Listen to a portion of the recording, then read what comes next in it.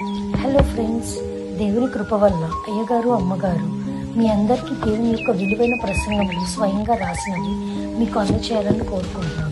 మా పుస్తకంలో సిలువ ధ్యాన ప్రసంగములు 83 ప్రసంగములు, క్రిస్మస్ ప్రసంగములు 50 ప్రసంగములు, బైబిల్లోని స్త్రీల ప్రసంగములు 72 ప్రసంగములు, మోషే సుఖోపవాస ప్రసంగములు 63 ప్రసంగములు. ఈ పుస్తకములు అయ్యగారు అమ్మగారు స్వయంగా రాసినవి మీ అందరికీ అందాలని కోరుకుంటున్నాము. మా పుస్తకములు కావాల్సిన వారు కాంటాక్ట్ అవ్వాల్సిన numbers: Bapatla reverend doctor P Jayapal garu, phone number 9866412025.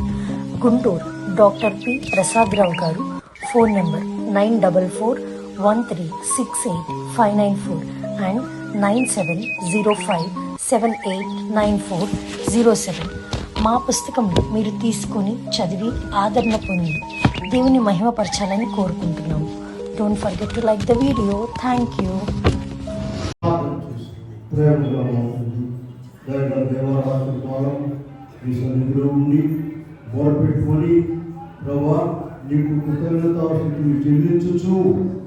నూతన సంవత్సరం ప్రవేశించే భాగ్యం మాకందరికీ దయచేసినందుకు ఈ దినము నూతన సంవత్సరంలో మొదటి దినము ప్రభా ఈ సన్నిధిలో ఉండే భాగ్యం దయచేస్తాం. ఈ మాటలు వెలుగుతున్నాము, నాతో మాతో మాట్లాడు వాక్యమైన వేస్తున్నాము. ఇది వేడుకొని ప్రార్థిస్తున్నాం. కూర్చుందాము. దైవాత్మారాము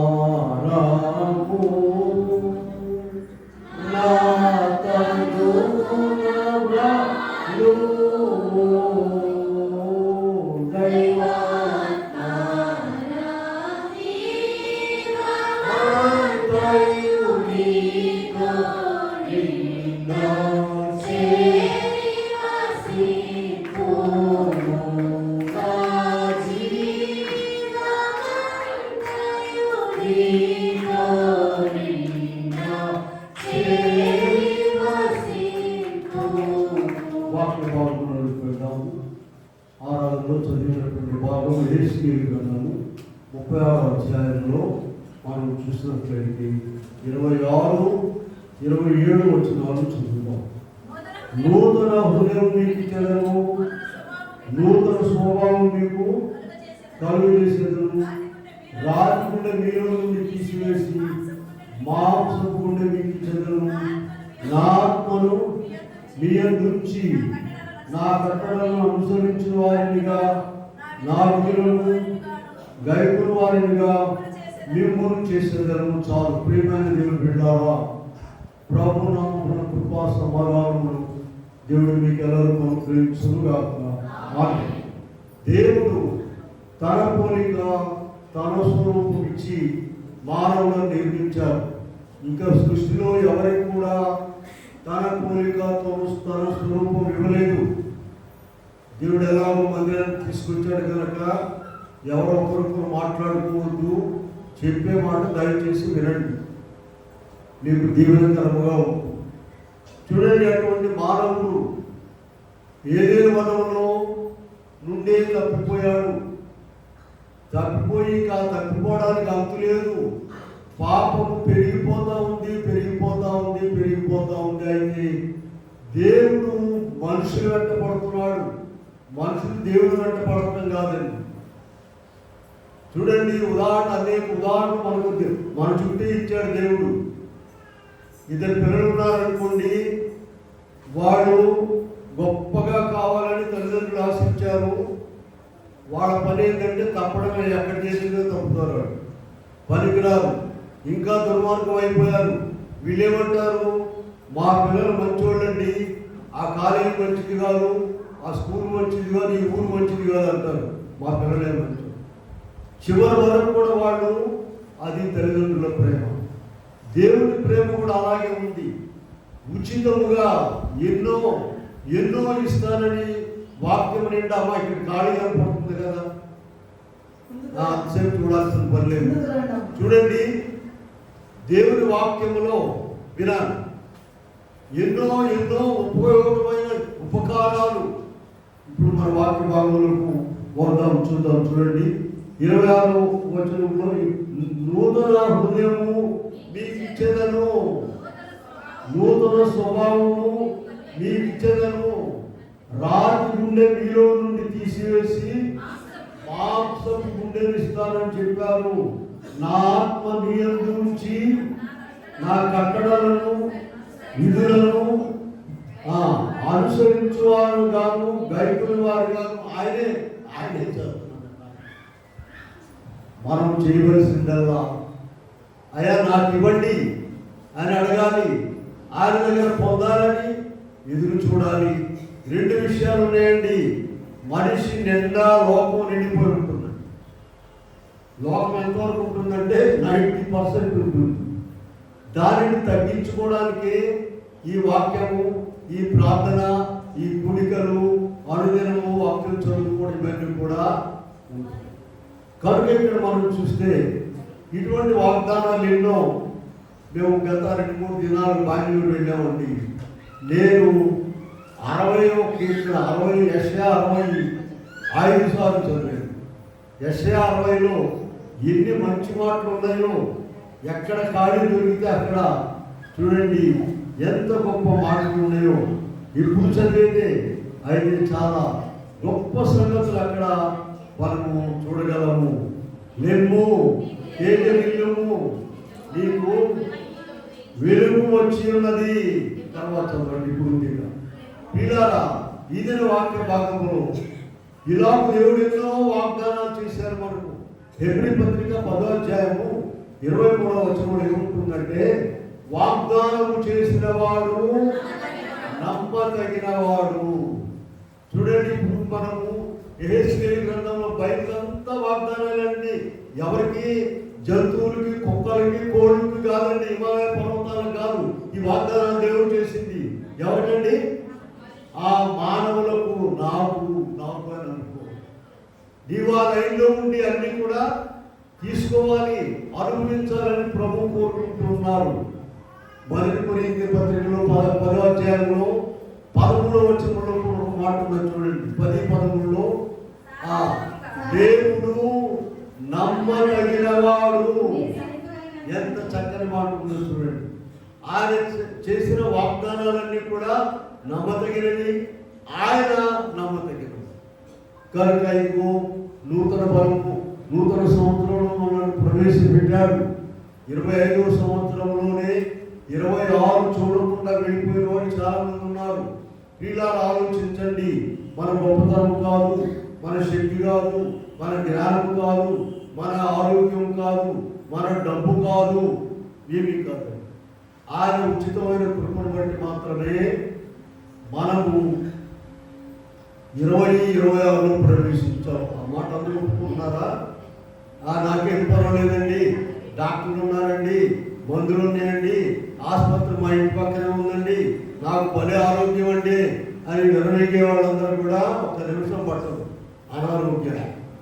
కనుక ప్రియులారా, ఈ దినము మనము నూతన సంవత్సరంలో మొదటి దినము ప్రభు చేసిన అనేక కార్యములను బట్టి మనము లోకాన్ని జయించాలి. 3 విషయాలు నేను చెప్పి చాలాసార్లు మీకు.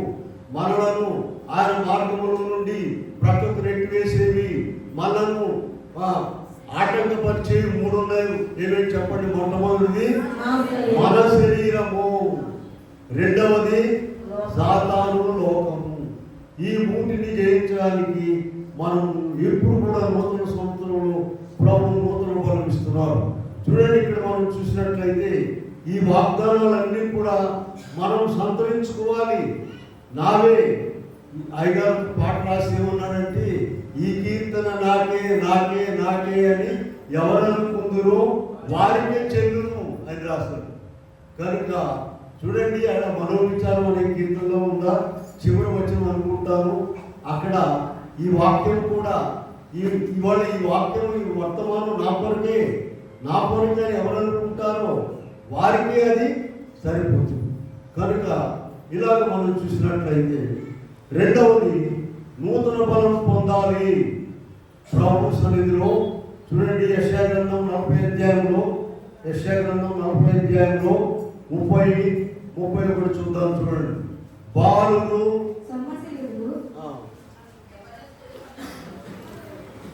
చదవండి. బాలురు సమస్యలుదురు, ఆయుధులు, యవనస్తులు తప్పక తొట్టిల్లుదురు. యెహోవా కొరకు ఎదురు చూచువారు నూతన బలం పొందుతారు. ప్రియులారా, నువ్వు ఈ లోకంలో ఎవరి కొరకు చూస్తున్నావో, దేని కొరకు ఎదురు చూస్తున్నావో ఆలోచించండి. యెహోవా కొరకు ఎదురు చూసినట్లయితే నీకు నూతన బలం వస్తుంది. ఆ నూతన బలం ద్వారా ఇందాక మనం చెప్పుకున్నటువంటి మూటిని కూడా జయించి వేయగలము.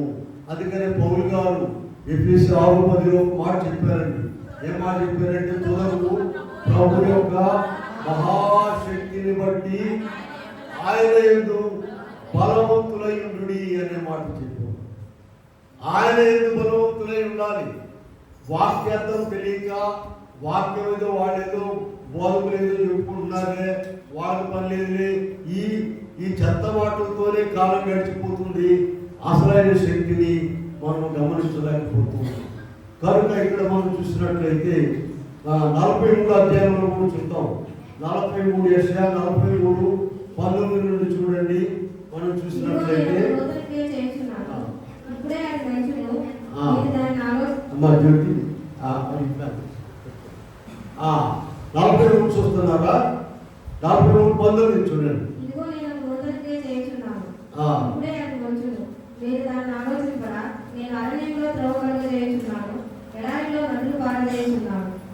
ఎడారిలో నదులు పారజేయుచున్నాను.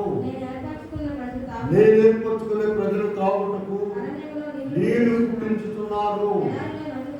చూసారా, ఇంత గొప్ప కార్యములు. అది ఇప్పుడు ఐగుప్తీయుల గురించి, ఐగుప్తుని బయలుదేరి ఇశ్రాయేలు గురించి అనుకోపక్కండి. నేడు కూడా మనం ఎడారిలో ఉన్నాము. మనకు కావలసిన నీటిని, ఆహారము నడిపిస్తూ ఉన్నారు. అరణ్య మార్గంలో ఉన్నాం మనము. అరణ్యము, ఆనాడు అరణ్యంలో ఉన్నారు వాళ్ళు అనుకోవకండి. అరణ్యంలో ఉన్న క్రూర మృగముల కంటే మనం నివసించి అరణ్యంలో ఉన్న మృగములు ఇంకా భయంకరమైనవి. అక్కడ సింహాలు ఉంటే ఇక్కడ సింహాల కన్నా భయంకరమైన జంతువులు ఉన్నాయి. అక్కడ పాములు ఉంటే ఇక్కడ ఇంకా పెద్దవి. చూడండి, వీటన్నిటిని మనం జయించాలంటే నీవు ఎవరి కొరకు చూస్తున్నావు? దేని కొరకు చూస్తున్నావు? డబ్బు బాగా ఉంటాయా అన్ని జయించవచ్చు అనుకుంటున్నావా? నీవు స్వంత ఇల్లు ఉంటే బాగుంటుంది, బిడ్డలు మంచి పదవుల్లో ఉంటే ఏదనుకుంటున్నావో కాదు. ఇలా దినము మనం నేర్చుకోవాల్సింది యెషయా గ్రంథము 40:30-31. యెహోవా కొరకు ఎదురు చూచువారు నూతన బలం పొందుదురు. వారు పక్షిరాజు వలె రెక్కలు చాపి పైకెగుదురు, అలయగా పరిగెత్తుదురు, సొంపశిల్లగా నడిచిపోదురు. పిల్లారా, ఈ బలం కొరకే 2 పూట్ల ప్రార్థన చేసుకున్నాడయ్యా అని అడుగుతున్నాం. ఈ బలం కొరకే ఆదివారం నాడు మిస్ కాకూడదు, కూటము మిస్ కాకూడదయ్యా, దేవుని దీవెన పొందండి అని చెప్తూ ఉన్నాము. కనుక ఈ బలము నీకున్నట్లయితే నిన్ను లోకంలో ఏది కూడా ఏమీ చేయలేదు. తర్వాత విషయానికి వద్దాము. మనము రోమా 12:2 వెళ్దాం. 12:2 మనం చూసినట్లయితే ఇక్కడ మనం రూపాంతరం చెందాలి. మీరు ఈ లోక మర్యాదను అనుసరింపక ఉత్తమమును అనుకూలమును దేవుని చిత్తమేదో పరిశీలించి తెలుసుకున్నట్లు మీ మనస్సు మారి నూతన పుట్ట వలన రూపాంతరం పొందుడి. మొదటి విషయం చెప్పుకున్నాం మనం. చెప్పండి, నూతన బలం పొందాలనే శక్తిని ఆయన సన్నిధిలో నూతన బలం పొందాలి. పొందకపోతే ఏమైందండి? 3 శత్రువులు నీ మీదకి వచ్చేసి నిన్ను ఆయన మార్గంలో నడవకుండా నెట్టేస్తాయి. రెండవది రూపాంతరం చెందాలి. చూడండి, ప్రభు ఆకాశ మహాకాశములు పట్టజాలని దేవుడు రూపాంతరం చెంది మన రూపంలోకి వచ్చాడు. జాగ్రత్తగా వినాలి. ఆ దేవుడు రూపాంతరం చెంది మన రూపంలోకి వచ్చాడు. ఎందుకంటే మనము రూపాంతరం చెంది ఆయన మహిమ స్వరూపంలోనికి వెళ్ళాలి. కనుక ఇక్కడ మనము అదే క్రిస్మస్ పండుగ చూడండి. ఒకసారి యేసుప్రభుని అడిగారు, అయ్యా పరలోక రాజ్యంలో ఎవరు గొప్పవాళ్ళయ్యా అని అడిగారు. అవన్నీ అడిగి రాశారు, ఎందుకంటే మన కొరకే. చూడండి మత్తయి సువార్త 18వ అధ్యాయంలో మనం 3వ వచనం చూద్దాం. చూడండి మత్తయి సువార్త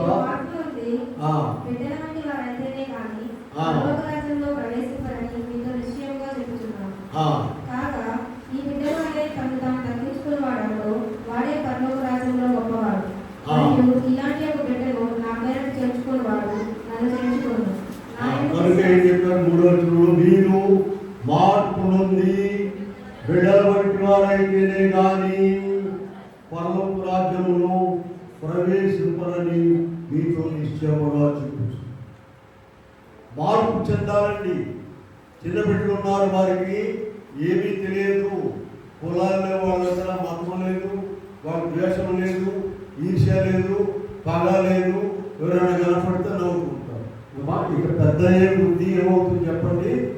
లోకం ఉన్న మలినమంతా కూడా నిండిపోయి ఉంటుంది. నిండిపోయి దాన్ని వదిలించుకోవడానికి ఇదిగో ఈ ప్రార్థనలు, ఈ కూటాలు, ఈ వాక్యము, ఇవన్నీ కూడా అంటుకున్న మలినాన్ని వదిలించడానికి మాత్రమే. కనుక ఇక్కడ మనము రూపాంతరం చెందాలి. లోక మర్యాద అనేది ఒకటి ఉందండి ఇక్కడ మనం జీవించే లోకంలో.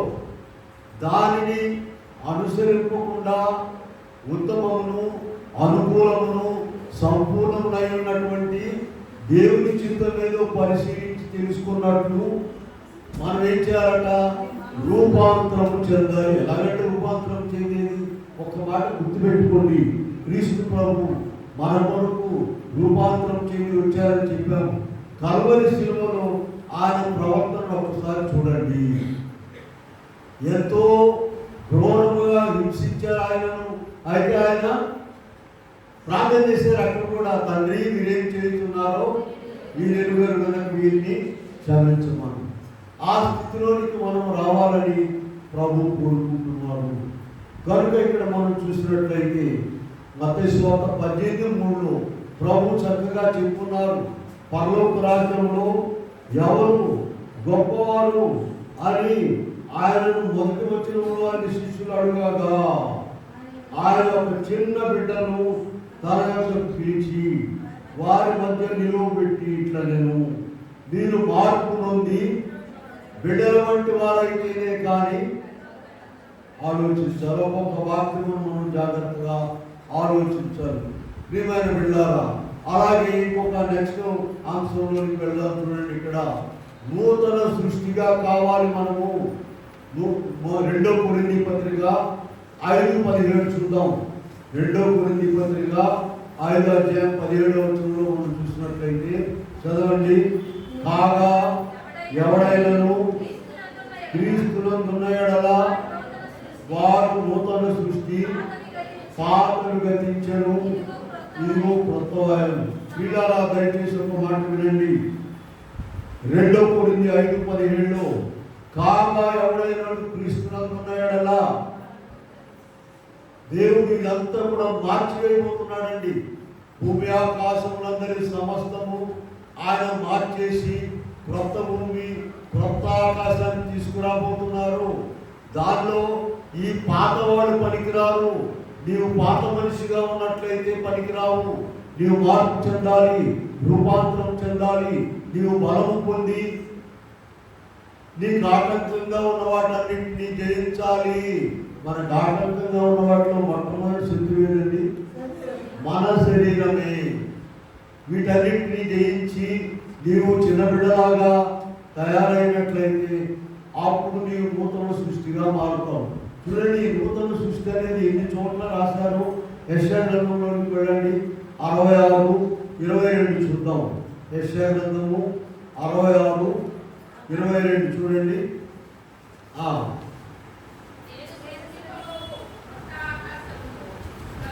చదువుతున్నారా? క్రొత్త ఆకాశమును, క్రొత్త భూమియు, క్రొత్త ఆకాశమును, క్రొత్త భూమిని లయము కాక నా సన్నిధిని నిలిచినట్లు నీ సంతతియు నీ నామమును నిలిచి ఉండును. ఇదిగో నేను సృజింపబోతున్న క్రొత్త ఆకాశము క్రొత్త భూమి లయము కాక. ఆ క్రొత్త ఆకాశము క్రొత్త భూమిలో ఎవరు ఉంటారండి? ఇదిగో నూతనంగా జన్మించిన వారు ఉంటారు. నూతన బలం పొంది వాటన్నిటిని జయించిన వారు మాత్రమే ఉంటారు. ఇంకా చూడండి, యెషయా గ్రంథంలోనే ఇంకొక మాట చూద్దాం. మనం 65:17 కూడా చూద్దాం. పక్క పేజీలోనే ఉంటుంది కదా, 65:17. ఇదిగో నేను క్రొత్త ఆకాశమును క్రొత్త భూమిని సృజించున్నాను, మునుపటివి మరోబడును. ప్రియులారా ఆలోచించండి. ఇదిగో ఇప్పుడు ఆయన ఇచ్చినటువంటి కృపను బట్టి ఆయన సూర్యుడు, ఆయన చంద్రుడు, ఆయన పగలు, ఆయన రాత్రి, ఆయన ఆహారం, ఆయన జీవమును బట్టి మనము జీవించుతూ ఉన్నాము. అయితే ఇదంతా కూడా మార్చివేయబోతున్నారు. ఆయన గ్రంథంలో అనేక సార్లు రాశారు, క్రొత్త ఆకాశము క్రొత్త భూమి. రేపు చూడండి, ప్రభు చేయటప్పుడు కూడా మనం ఒక మాట చూద్దాము. 2వ పేతురు పత్రిక 3వ అధ్యాయంలో మనము ప్రభు యొక్క రాకడను గురించి చదువుకుంటాం కదా.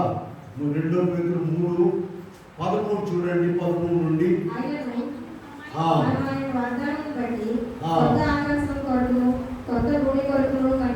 క్రొత్త భూమి క్రొత్త ఆకాశం కొరకు ఇలారా ఇక్కడ మనం చూసినట్లయితే ఇక్కడ 10వ వచనం చూడండి. అయితే ప్రభు దినము దొంగ వచ్చినట్లు వచ్చును, ఆ దినమున ఆకాశములు మహాధ్వనితో గతించిపోవును, పంచభూతములు వికటమైన వేంద్రముతో లయమైపోవును, భూమియు దాని మీద వృక్షములు కాలిపోవును అని రాస్తూ చివర 13వ వచనములో మనము ఆయనను ఆయన వాగ్దానమును బట్టి క్రొత్త ఆకాశముల కొరకు క్రొత్త భూమి కొరకు కనిపెట్టుచున్నాము, వాటి యందు నీతి నివసించును. ప్రియులారా, ఇది శాశ్వతం కాదు. మనము ఆ క్రొత్త ఆకాశము క్రొత్త భూమి కొరకు ఎదురు చూడాలి. దానిలో ప్రవేశించాలంటే, దానిలో ఉండాలంటే ఏం చేయాలండి? ప్రతిదినం కూడా వాక్యం చదువుకోవాలి, ప్రతిదినము ప్రార్థన చేసుకోవాలి, ప్రతి ఆదివారం కూటానికి వెళ్ళాలి. ప్రభువే సహాయం చేస్తారు. నిత్యమైన తలంపు కలిగి ఉండాలి. అదే ప్రభు చెప్తూ ఉన్నారు. ఆయన ప్రేమ విస్తరించబడింది, వ్యాపిస్తూ ఉన్నది. ఇందాక ఒక మాట చెప్పాను నేను, కాలం గడుస్తుంది, పాపము మానవుల్లో విస్తరిస్తుపోతుంది, కృప వారి వెంటబడి విస్తరిస్తూ ఉండాలి. మనం 136వ అధ్యాయంలో చదువుకున్నాం, ఆయన కృప నిరంతరముండును అని ఇశ్రాయేలీయులు దేవుని ప్రజలు స్తుతించినట్టు మనం కూడా స్తుతించాం. కనుక ప్రియమైన వాళ్ళారా, ఎన్ని చోట్ల ఉన్నదో ఈ విషయం మనం చూసినట్లయితే ప్రకటన గ్రంథంలోకి వెళ్ళండి. 21:1 మనం చూసినట్లయితే 21వ అధ్యాయం 1వ వచనం, అంతటా నేను క్రొత్త ఆకాశమును క్రొత్త భూమిని చూసి తిని, మొదటి ఆకాశము గతించిపోవును. ప్రియులారా, ఒక విషయం ఆలోచించండి. ఈ దినాలు ఎదురు ప్రశ్నలు, అడ్డగోలు ప్రశ్నలు, అడ్డగోలు మాటలు చాలా ఉన్నాయి కదా. ఒక ఆయన ఎవరైనా అన్నారనుకోండి, ఏంటండి క్రొత్త ఆకాశం క్రొత్త భూమి నాకు అక్కర్లేదు, నేను అందులో పోనన్నాడు అనుకోని, ఆయన ఎక్కడ పోవాలి చెప్పండి? నరకాగ్నిలోనికి వెళ్తాడు. అక్కడ అగ్ని ఆరదు, పురుగు చావదు. ఆ నరకాగ్నిలో పోవాల్సి వస్తుంది. నాకు అక్కర్లేదయ్యా అంటే. కనుక ఇక్కడ మనం చూస్తే ఎన్ని చోట్ల రాశారు చూడండి, క్రొత్త ఆకాశము క్రొత్త భూమి. ఈ క్రొత్త ఆకాశం అంటే సృష్టి మొత్తం కూడా కొత్తది చేయబోతున్నారు. అప్పుడు నీవు 2 కొరింథీ 5:17 ఉన్నట్లు, కాగా ఎవడైనాను క్రీస్తు యేసునందున్న యెడల వాడు నూతన సృష్టి, పాతవి గతించెను. కనుక మనము చూడండి, ఆ యోహాను సువార్త 3:3లో నికోదేము అనేటువంటి బోధకుడు ప్రభు దగ్గరకు వచ్చారు. ప్రభు దగ్గరకు వచ్చి ఏ ప్రశ్న అడిగారు ఆయన? అయ్యా, పరలోక రాజ్యంలో చేరాలని అడిగాడు. రాత్రిపూట వచ్చాడు ఆయన, ఎందుకంటే ఆయన పెద్ద బోధకుడు అండి. పగలైతే అందరూ చూస్తారని, ఎందుకంటే యేసు ప్రభు దేవుడైనా కూడా ఆయన చిన్నవాడిగానే లెక్క కట్టారు అందరూ. అప్పుడు ప్రభు 3:3 ఒక మాట చెప్పేటువంటి అందుకు యేసు అతనితో ఒకడు కొత్తగా జన్మించితేనే కానీ మీతో నిశ్చయముగా చెప్పుచున్నాను. పిల్లలన్నీ కూడా దేవుని ప్రేమండి, మనల్ని ప్రేమించి రాయించారు. ఆ గొప్ప బోధకుడు ఏమన్నాడు? చదవండి అప్పుడు, చదవండి. ఆ తర్వాత అందుకు నికోదేము, ముసలివాడైన మనుషులు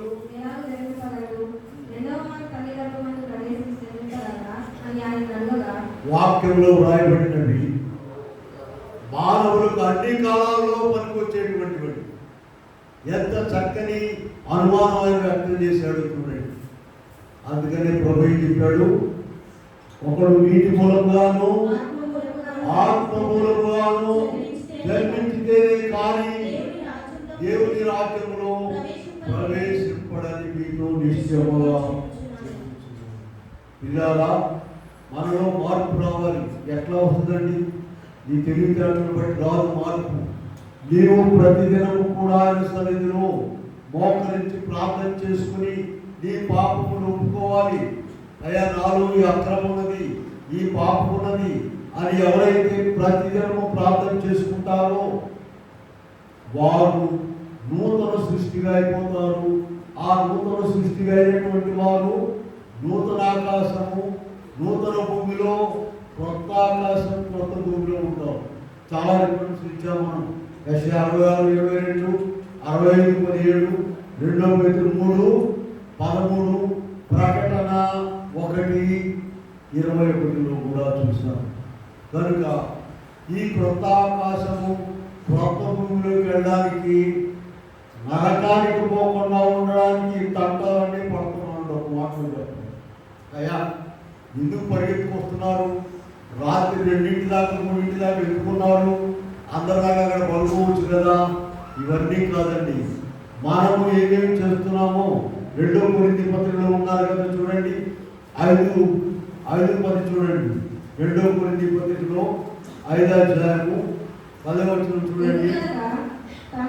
ఎందుకనగా తాను జరిగించిన క్రియల చొప్పున అవి మంచివైనను సరే, చెడ్డవైనను సరే, దేహముతో జరిగించిన వాటి ఫలమును ప్రతి వారు పొందినట్లు మనమందరం కూడా క్రీస్తు న్యాయపీఠం ఎదుట ప్రత్యక్షమవుతాం. అమ్మ, వింటున్నారా? న్యాయ తీర్పున్నది. మరణం ఏదేందండి? చచ్చిపోతాం, ఎవరిదాన్ని పోతాం అనుకోవాలండి. న్యాయ తీర్పున్నది. ప్రభు సన్నిధిలో అందరూ కూడా నిలబడాలి. ఆ తీయని వాక్యం చూద్దాము. ప్రకటన గ్రంథంలోనికి వెళదాం. చూడండి, అక్కడ ఆ 20వ అధ్యాయంలోనికి వెళదాము. 11, 20వ అధ్యాయం 11. మరియు దమనమైన సింహాసనమును ఒకరిని చూచితిని, ఆయన సముద్రం నుండి పారిపోయాను. 12వ వచనం. మరియు గొప్పవారేమి కొద్దివారేమి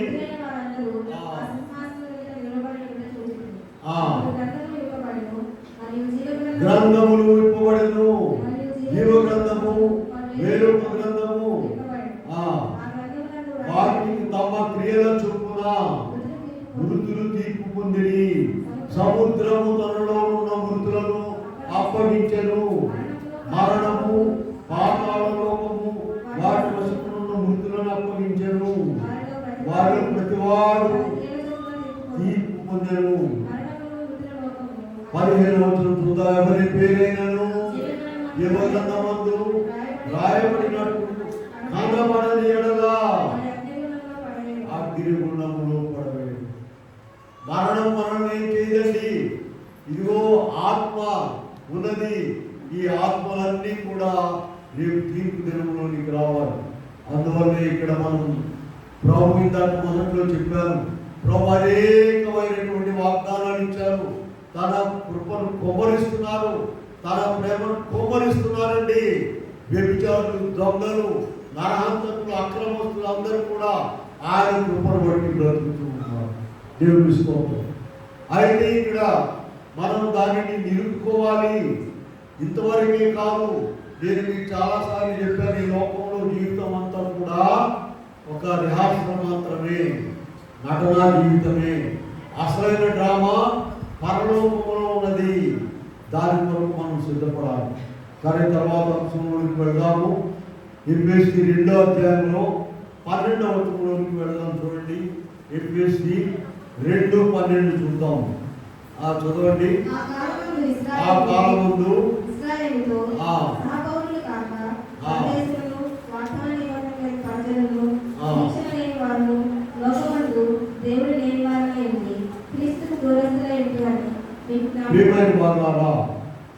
ఇశ్రాయేలు దేవుని ప్రజలు ఉంటున్నారా?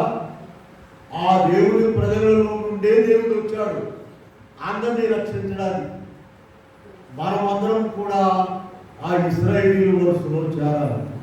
ఇప్పుడు ఆయన ఆ ఇద్దరిని కూడా ఏకరీతిగా చేశారు. చూడండి, అబ్రాహాము గారికి ఆదికాండం 12:3 ఏం చెప్పారంటే, భూమి యొక్క సమస్త వంశములు నీయే దాసుని చెప్పారు. అంటే ఈయన అబ్రాహాము సంతానంలో జన్మించి అందరిని ఆశీర్వదిస్తారు. పిల్లారా, ఇక్కడ మనం చూసినట్లయితే ఎఫెసీ పత్రికలో ఉన్నాం. మనం 2వ అధ్యాయంలో 23వ వచనం చూడండి ఒకసారి. 2వ అధ్యాయంలో 23వ వచనం చూద్దాము. ఆయనలో మీరు కూడా ఆత్మమూలముగా దేవునికి నివాస స్థలమై కట్టబడుచున్నారు. మనము ఆయనకు నివాస స్థలముగా కావాలి.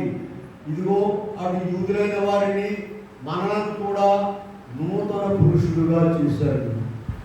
ఒక్క పురుషుడిగా చేసేసాడు. అంటే ఏకమైపోయారు. ఈ ఐక్యత అనేది ఇంట్లో నుండే ప్రారంభించాలండి. భార్యాభర్తల గురించి ప్రభు రాసిన వాక్యంలో వారిద్దరూ ఏక శరీరమైందని చెప్పారు. ఐక్యత, సమాధానం అనేటువంటిది కుటుంబంలోనే రావాలి. ఆ తర్వాత దేవుని ప్రజలైన వారిని మనల్ని కూడా ఆయన ఒకే వ్యక్తిగా నూతన పురుషుడిగా చేసేస్తాడు. అప్పుడు అందరూ కూడా ఆయన రాజ్యంలో చేరడానికి, ఆయన మధ్యాకాశంలోకి వచ్చినప్పుడు అందరూ కూడా చేరడానికి వీలు. తర్వాత అంశం మనం చూసినట్లయితే, మరి తీతు పత్రికలో 3వ అధ్యాయంలో 5 నుండి చదివినట్లయితే, తీతు పత్రిక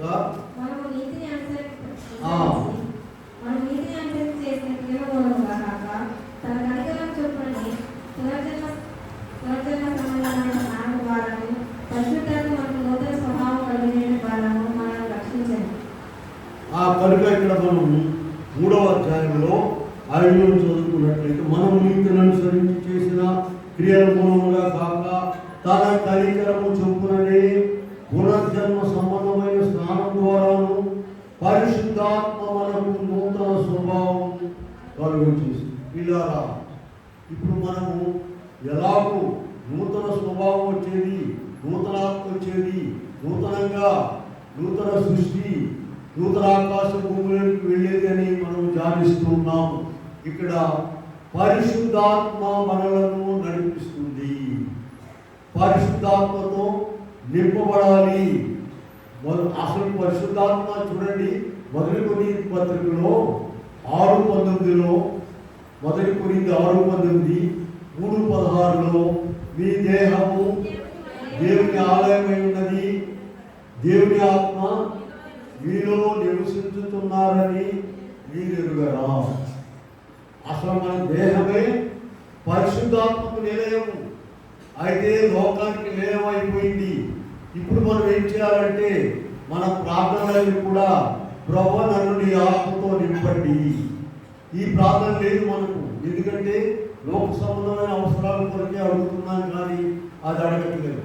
కనుక ప్రార్థన, మన ప్రార్థన ఇప్పుడు ఆత్మను పొందడానికి పరిశుద్ధాత్మను పొందాలి. ఈ పరిశుద్ధాత్మకు నిలవైనటువంటి శరీరము అనగా ఇప్పుడు చూడండి, మొదటి కొరింథీ 6:19, 3:16 ఏం చూసాము? మీ దేహము దేవుని ఆలయం అయి ఉన్నది అని చెప్పారు కదా. ఇప్పుడు మత్తయి సువార్త 21:13లోకి వెళ్ళండి. 21 ఈ దేవుని ఆలయమును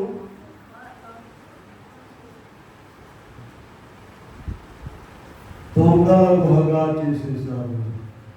వాక్యంలో ఉన్న మాట నా మాట కాదు. ఈ దేవుని ఆలయం ఏం చేశారండి? దొంగల గుహలో చేశారు. దొంగల గుహలాగా చేసేసారు. ఈ దొంగల గుహను మనము దొరలుగా మార్చుకోవాలంటే, మంచివారిగా మార్చుకోవాలంటే ఏం చేయాలి చెప్పండి? పరిశుద్ధాత్మను పొందాలి. పరిశుద్ధాత్మను పొందాలంటే ఏం చేయాలి చెప్పండి? అడగాలి గాయని. యోవేలు గ్రంథంలోకి వెళ్ళి ఒక మాట చూపిస్తాను మీకు. యోవేలు 2:28 మనం ఒకసారి చూసినట్లయితే పాత నిబంధనలోని 2:28లో తరువాత నేను చదువుతున్నారా? సర్వజనుల మీద నా ఆత్మను కుమ్మరించెదను. చాలు. సర్వజనుల మీద ఆయన ప్రేమ ఎలా ఉందో చూడండి. ఈ సర్వజనులు అనేటువంటి వాళ్ళు ఎంతమంది ఉన్నారు? దొంగలు ఉన్నారు, వ్యభిచారులు ఉన్నారు, నరహంతకులు ఉన్నారు, అక్రమస్తులు ఉన్నారు, దేవునికి ఆయాసంగా జీవించేవారు ఉన్నారు. అయితే వాళ్ళందరి మీద ఏం చేస్తారట? ఆయన ఆత్మను కుమ్మరించడం ద్వారా మనకు నూతన స్వభావం వచ్చేస్తుంది, నూతన పద్ధతులు వచ్చేస్తాయి. కనుక మన ప్రార్థన ఇప్పుడు దయచేసి వాళ్ళ 1వ తారీఖున నూతన సంవత్సరంలో మనం ఒక ప్రార్థన దయచేసి నేర్చుకోనండి. మన అవసరంతో పాటుగా ప్రభువా నన్ను నీ ఆత్మతో నింపండి, నన్ను నీ ఆత్మవశంలో ఉంచండి. చూడండి, లూకా సువార్త 2వ అధ్యాయంలో 26వ వచనంలో మనం చూసినట్లయితే సుమయోను అనేటువంటి ఒక ప్రవక్త ఉన్నాడు అక్కడ. లూకా 2:26 అతను దేవాలయంలోనికి ఎలా వచ్చాడండి? ఆత్మవశుడై దేవాలయంలోనికి వచ్చారు. కొంతమంది శరీర వశంలో ఉంటారు, కొంతమంది లోకవశంలో ఉంటారు, కొంతమంది సాతాను వశంలో ఉంటారు. అయితే మనం పరిశుద్ధాత్మ వశంలో ఉండాలి, పరిశుద్ధాత్మను పొందాలి, అడగాలి. రేపు మనము మరణించినా సరే, బ్రతికి ఉన్నా సరే, ప్రభు మధ్యాకాశంలోకి వచ్చినప్పుడు ఆయనను కలుసుకోవాలంటే చూస్తున్నారమ్మా. మరణించిన దశలోనికి రాష్ట్రపతిలో ఉంది కదా, 1 దశలోనికి 4:16 చదవక్కర్లేదు. మనము మరణించినా సరే, బ్రతుకున్నా సరే, మధ్యాకాశంలోనికి ఎగిరి వెళ్ళాలంటే ఒక్క రెండు చూపిస్తాను. రోమా పత్రిక 8వ అధ్యాయము 11వ వచనం తీసి చదువుకు. రోమా 8:11 మృతులలో నుండి యేసును లేపిన వారి ఆత్మ మీలో నివసించిన యెడల మృతులలో నుండి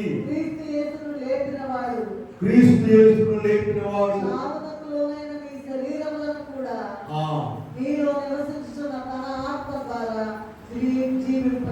మిమ్మును కూడా. చూసారా? మృతులలో నుండి యేసు క్రీస్తును లేపిన ఆత్మను మీరు పొందాలి. కనుక ఇప్పుడు మన ప్రార్థన అంతా ఎలా ఉండాలి చెప్పండి? ప్రభువా నన్ను నీ ఆత్మతో నింపండి, నీ ఆత్మ వశంలో ఉంచుకోనండి, నీ ఆత్మ పూర్ణునిగా చేయండి, నీ ఆత్మ నాలో ఉంచండి. వాగ్దానాలు ఉన్నాయిగా, యోవేలు గ్రంథంలోనే ఉన్నాయి అనేకం. అంతేకాదు మనము సువార్తలో చూసినట్లయితే యోహాను 14:18 మిమ్మల్ని అనాథలుగా విడువని చెప్పారు. ఇదిగో 3 కాలాల్లో ఉన్నామండి మనము. ఒకటేమో సృష్టికర్త అయిన తండ్రి కాలము, రెండవది రక్షణకర్త అయిన కుమారుని కాలము, ఇప్పుడు మూడవది కాలం ఆదరణకర్త అయిన పరిశుద్ధాత్మ తండ్రి కాలము. ఈ 3 కాలాల్లో కూడా దేవుడు ఇంకా మనిషి దగ్గరకు వచ్చేస్తూ ఉన్నాడు, ఇంకా దగ్గరకు వచ్చేస్తూ ఉన్నారు. ఇదిగో మన మోషే కాలంలో అయితే, తండ్రి కాలంలో అసలు మోషే పర్వతం మీదకి వెళ్తే ఆ పర్వతం ముట్టుకున్నవాడు కూడా కాలిపోయారు. ఇక యేసు ప్రభు కాలం వచ్చేసరికి ఇక ఆయన దక్కేలేదు. ఆ యేసు ప్రభుని ఏమనుకున్నారు తెలుసా మీకు? తాగుబోతులేమో ఆయన కూడా తాగుబోతారు, లోకంలో ఉన్నది. వ్యభిచారం ఆయన కూడా వ్యభిచారం అనుకున్నాం. తిండిపోతులేమో అనుకున్నారమ్మా, ఆయన కూడా తిండిపోతారు. దొంగలు ఏమనుకున్నారు, ఆయన కూడా దొంగేనండి. ఇద్దరు దొంగలు కొంచెం సిగ్గువేశారుగా. ఇది లోకంలో ఉన్నప్పుడు ఇప్పుడు చెబుతున్నాం. తండ్రి కాలంలో ఎలా ఉన్నారు చెప్పండి? అంటుకుంటేనే పర్వతాన్ని అంటుకుంటేనే మసైపోయేవారు. అమ్మో ఇద్దరిని బాగుంటుంది అని.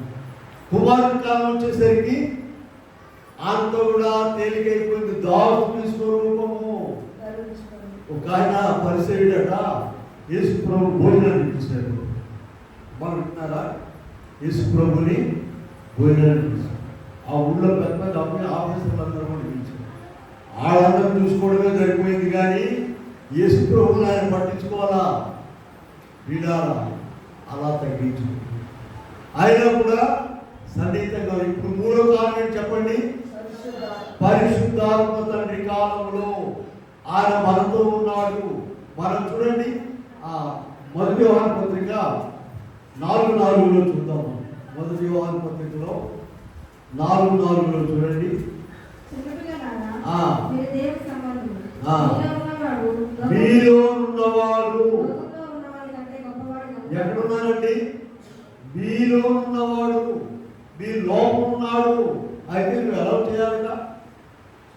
నేను కాలేజీలో ఏం చెప్తానంటే, అరే ఊళ్ళో సినిమాలు లోకం అంతా నింపేశారు, పాఠాలు ఖాళీ లేదు, మళ్ళీ తప్పకేం చేస్తారని.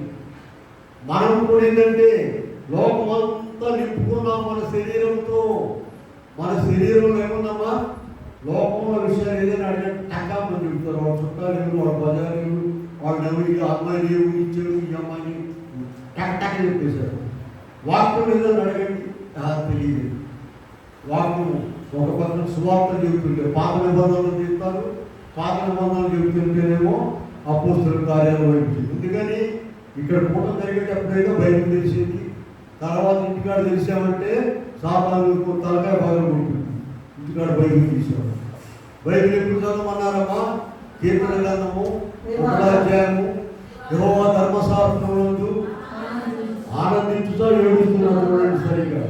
దివారాత్రులు అతడు నీటి కాలువల యోనను నాటబడినదై తన కాలమందు అతడు చేసినదంతయు మనం చేసేదంతా విఫలమైంది.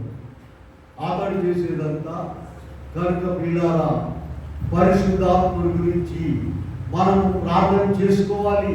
ప్రభు అనేక వాగ్దానాలు చేశారు కనుక ఇక్కడ మనము ఈ నూతన సంవత్సరంలో నూతనంగా ప్రభు యొక్క బలం పొందాలి, రూపాంతరం చెందాలి, నూతనముగా నూతన సృష్టిగా మారాలి, నూతన సృష్టిగా మారాలి. తర్వాత ఇదిగో మనం నూతనమైనప్పుడు ఇద్దరిని కూడా ఏక శరీరంగా చేశారని చెప్పారు ప్రభు. వాటికి ఏర్పాటు జనాంగమైనటువంటి ఇశ్రాయేలీయులను మనలను కూడా ఆ వారిద్దరి మధ్య ఉన్న గోడను పడగొట్టి ఒక్క నూతన పురుషునిగా ఆయన చేశారు. నీవు ఆ స్థితిలోనికి రావాలి. తర్వాత అంశము పరిశుద్ధాత్మతో నింపబడాలి. ప్రభు అనేక వాగ్దానాలు చేశారు. అసలు మన శరీరమే పరిశుద్ధాత్మకు నిలయము. యోవేలు గ్రంథంలోనే ఏం చెప్పారు మనకు? తరువాత నేను యోవేలు 2:28 చదివాం కిందాక. తరువాత నేను సర్వజనుల మీద. ఇప్పుడు ఆయన వాగ్దానంలో ఏం తేడా లేదండి. ఇదిగో చదువుకున్న వాళ్ళ మీదే వాగ్దానం, ఆత్మ నింపుతాను. యేసు ప్రభు ప్రార్థనకు వచ్చే వాళ్ళ మీదే నా ఆత్మతో నింపుతాను అనేటువంటి మాట ఎక్కడా లేదండి. సర్వజనుల మీద. కనుక నువ్వు ఎవరైనా సరే ప్రభు నన్ను నీ ఆత్మవశంలో ఉంచుకో అని నువ్వు ప్రార్థన చేసినట్లయితే ప్రభు నీకు సహాయం చేస్తాడు. చివరిగా ఇక్కడ ఒక మాట చూద్దాం. చూడండి, ప్రకటన గ్రంథము 3వ అధ్యాయంలో 12వ వచనంలో మనం చూసినట్లయితే ఇక్కడ ఎవరైతే ఈ నూతనంగా ఆయనలో మార్చబడతారో, నూతన సృష్టి అయిపోతారో వారట ఆ 3:12 చదవండి మనం చూద్దాం. జయించువారిని ఆ, నా దేవుని ఆలయంలో ఆ. ఒక స్తంభముగా చేసేదను. అందులో నుండి వాడు ఇక మీదట ఆ. ఎన్నటికీ వెలుపలికి పోడు. మరియు నా దేవుని పేరు నూతన యెరూషలేమును నా నా దేవుని పట్టణపు పట్టణపు పేరు నా క్రొత్త నా పేరు క్రొత్త పేరు వారి మీద వారి మీద రాసదను. వీళ్ళారా నూతన యెరూషలేము అనేటువంటి పేరు 21:5లో కూడా చూడండి. ఆ 21:5లో కూడా సమస్తము నూతనమైనదిగా చేయబడిన ఉన్నది. 21:5లో సమస్తము సింహాసనాసీనుడైన వాడు ఆ. ఇదిగో సమస్తమును నూతనమైనవిగా చేయుచున్నానని చెప్పారు. దయచేసి వినాలి. ఈ నూతన యెరూషలేము అనేటువంటి పేరు ఎవరు పెడతారట? నూతన సృష్టి అయినటువంటి వారికి, నూతన బలం పొందిన వారికి, పరిశుద్ధాత్మ ద్వారా నూతన స్వభావం పొందిన వారికి, రూపాంతరం చెందిన వారికి దేవుడు ఏం పేరు పెడతారు చెప్పండి?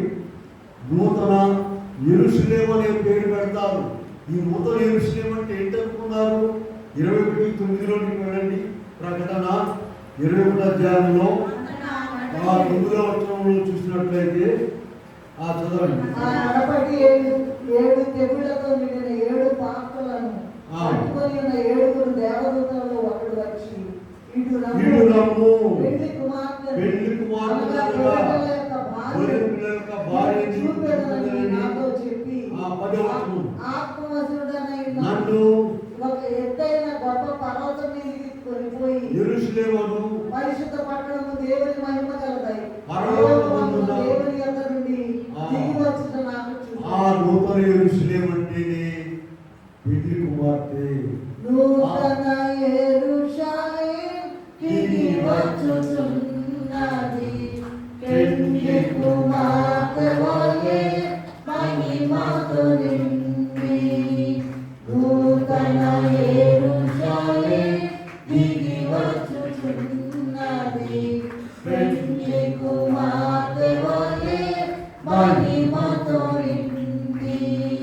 స్వర్గమునందున్న దేవుని యొద్ద నుండి నూతన యెరూషలేము దిగి వచ్చుచున్నది, పెళ్లి కుమార్తె వలె ఇదిగో ఎవరైతే ఈ నూతన సంవత్సరంలో ఒక్కసారి మళ్ళా మనం అనుకున్న మాటలు మళ్ళా చూద్దాం. యెహెజ్కేలు 36:26-27 దగ్గర ప్రారంభించాము. మనం దేవుడు అనేక ప్రేమగల మాటలు మనకి ఇచ్చారు. నూతన హృదయం ఇస్తానన్నారు, నూతన స్వభావం ఇస్తామన్నారు, రాజపుని తీసేస్తామన్నారు, ఆత్మ ఉంచుతా ఉన్నారు. మరి వీటన్నిటిని కూడా మనం పొంది నూతన బలం పొందాలి. నూతన బలం ఎలా పొందుతాం చెప్పండి? యెహోవా కొరకు ఎదురు చూచేవారు. నీ ఎవరి కొరకు ఎదురు చూస్తున్నావు ఆలోచించు. తర్వాత అంశము రూపాంతరం చెందాలి. ఆ తర్వాత నూతన సృష్టిగా నీవు కావాలి.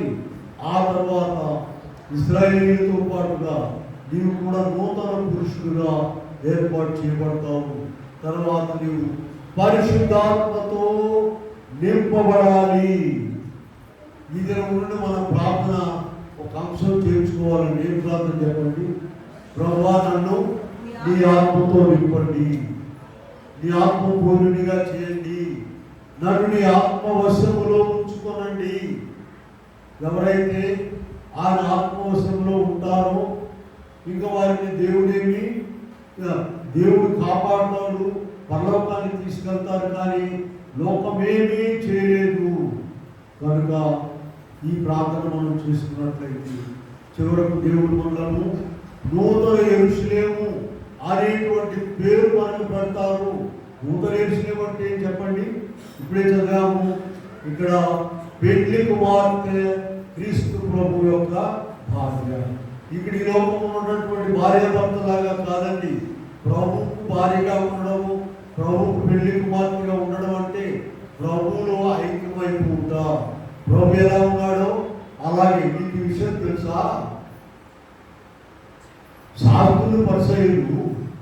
ప్రభువును సిలువ వేయడానికి వాళ్ళకు ఈ 11 మంది శిష్యులు యేసు ప్రభు ఒకటిగానే కనపడేవారు. 12 మందిలో 11 మంది శిష్యులకు ఏ రూపం వచ్చేసిందమ్మా? క్రీస్తు ప్రభు రూపం వచ్చేసింది. ఇక వీళ్ళు వెళ్ళారంటే వీళ్ళ కళ్ళకు యేసు ప్రభు ఎవరో తెలిసింది. కానీ మనోడు ఒక ఆయన ఉన్నారు, ఎవరు చెప్పమ్మా? యూదా ఇస్కరియోతు. ఆయనకి ఈ రూపం రాదు, ఆయన గోలే వేరు, ఆయన పద్ధతే వేరు. ఆయన చివరికి ఏం చేశాడమ్మా? యేసు ప్రభునే అమ్మేశాడు. రాత్రి అమ్మగారు ఇప్పుడు మాట్లాడుకున్నాను ఉన్నారో లేదు. యేసు ప్రభు తాకట్టు పెడుతున్నారని చెప్పారు. ఆమె తాకట్టు పెడుతున్నారని తెలుసా? ఇంటికి వస్తువుని ఒక 50,000 రూపాయల వస్తువులు 10 రూపాయలు తాకట్టు ఇలా ఆపేస్తారు అసలు కావాలంటే. కనుక అలాంటిది ప్రభు మనలను ఆయన మార్గంలో నడిపించడానికి ఎన్నో తిప్పలు పడుతూ ఉన్నాడు. ఆయన కన్నీరు కారుస్తూ ఉన్నారు. మనం చేయవలసిందా ఒకటి, ప్రతిదినము ఆయన సన్నిధిలో ఉండాలి. చూడండి, పెళ్లి కుమార్తె వరుసలో ఒక చిన్న విషయం మీకు చూపిస్తాం. పెళ్లి కుమార్తె వరుసలో ఉండేవారు ఎవరనేటువంటిది మనం చూసినట్లయితే మత్తయి సువార్తలోనికి వెళదాం. పెళ్లి కుమార్తె వరుసలో ఉన్న వారిని చూపిస్తాం. మత్తయి సువార్త 13వ అధ్యాయము 8వ వచనం చూద్దాం. చూడండి, 13:8 చూడండి.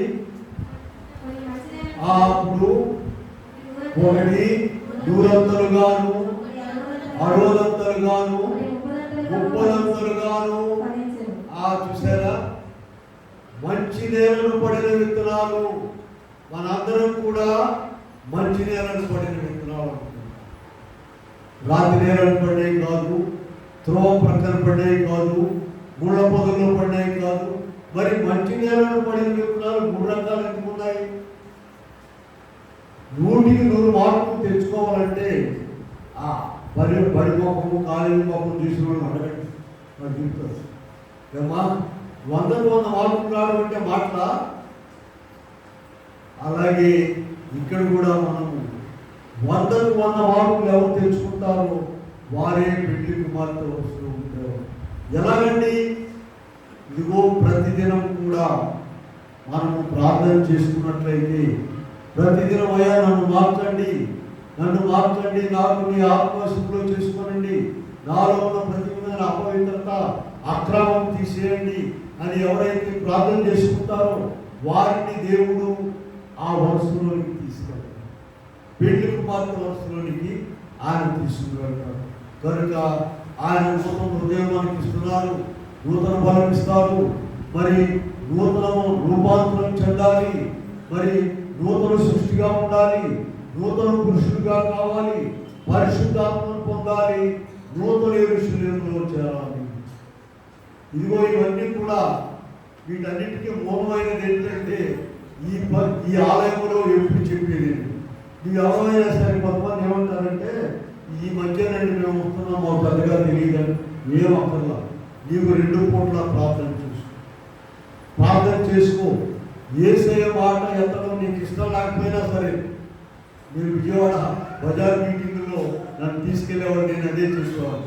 యేసయ్య మాట ఎత్తపోయినా సరే, ప్రభువా నన్ను కాపాడు, కనికరించు, నాకు దయచేయని నీ ప్రార్థన చేసుకుంటే తప్పకుండా ఆయన ప్రార్థన చేయాలి. చిన్న చిన్న విషయాలండి. ఉదయకాలం చిన్న విషయం జరిగింది, సాక్ష్యం. సరే నిన్న మా 2 వీలర్ బైక్ 3 పడి కొట్టాము, స్టార్ట్ అవుతుంది. వారం రోజులు తీయలేదు కదా, ఇట్లా అయిపోయింది. అమ్మగారు ఏం చెప్పారంటే, అట్లా కాదు, ఇక్కడికి వస్తున్నాను ఉదయాన్నే ప్రార్థన చేసి పంపిస్తున్నాను, తాళం తీసుకెళ్ళి చూడండి. నాకు అస్సలు ఇష్టం 100%, 1% కూడా ఇష్టం. సరే ప్రార్థన చేశాను, బండి స్టార్ట్ అయ్యేటట్టు చేయండి. సరే తాళాలు తీసుకున్నాను. ఏం చెప్పాను మీకు దాకా? నాకు అసలు ఇష్టం. ఎందుకని? నిర్ణయం 2-3 కుర్రాడు పడి కూర్చున్నా కూడా అది రాదు. సరే ఉంచాను. సరే అలాగే అయిష్టంగానే బండి బయటకు తీసి కూర్చొని తాళం పేరు స్టార్ట్. చిన్న విషయమే కదండి. ఈయన కూడా కృతజ్ఞత చెల్లించాలా?